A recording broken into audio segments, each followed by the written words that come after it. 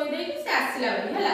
ତାପରେ ଆସିଲା ବଉଳା ସତ୍ୟ ରକ୍ଷା କରି ବାଘ ପାଖକୁ ଫେରି ଆସିଲା ହେଲା। ବଉଳାକୁ ଦେଖି ବାଘର ମନ ବଦଳି ଗଲା ହେଲା।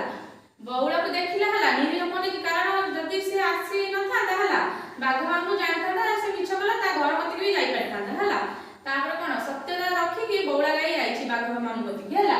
ଫେରି ଆସିଛି ସେଇ କଥା ସେ କହୁଛି ହେଲା।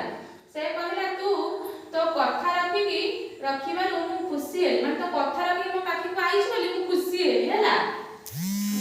ମୁଁ ତତେ ଆଉ ଖାଇବି ନାହିଁ, ତୁ ଏବେ ତୋ ଛୁଆ ପାଖକୁ ଫେରିଯା ହେଲା।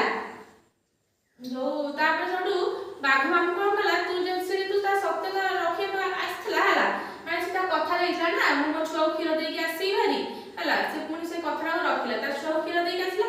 ବାଘ ମାମୁଁ ସେଇଥିପାଇଁ ତାକୁ କହିଲା ନାଇଁ ମୁଁ ତତେ ଆଉ ଖାଇବି ବି ନାହିଁ ହେଲା, ତୁ ମୋ କଥା ମାନିକି ଆସିଛୁ ନା ମୁଁ ତତେ ଛାଡ଼ିଦେବି, ତୁ ଯା ଏବେ ହେଲା। ତାପରେ ବାଘ ବଉଳାକୁ ନେଇ କଣ ଖାଇ ତ ନିଜ ବାଟରେ ଚାଲିଗଲା ହେଲା। ବଉଳା ଖୁସିରେ ତା ଛୁଆ ପାଖକୁ ଫେରିଗଲା। ବାଘ ଭାଇ ହେଲା, ବାଘ ଭାଇ କଣ କଲା ହେଲା, ତାକୁ କ୍ଷମା କରିଦେଲା, ମାନେ ତାକୁ ଛାଡ଼ିଦେଲା ହେଲା। ସେ ତାର ଛୁଆ ପାଖକୁ ଆନନ୍ଦରେ ପଳେଇଲା, ତା ଛୁଆକୁ ଯାଇ ଗେଲ କଲା। ବାଘ ମାମୁଁ ତାର ଅଲଗା ଶିକାର କରିବାକୁ ସେ ତାର ଜଙ୍ଗଲ ଭିତରକୁ ପଳେଇଲା, ବୁଝିଲ। ଏଇଟା ହେଲା ବଉଳା ଗାଈର ଗପ ହେଲା। ବାଘଟି କଣ କଲା, ଛାଡ଼ିଦେଲା। କଣ ପାଇଁ ଛାଡ଼ିଲା,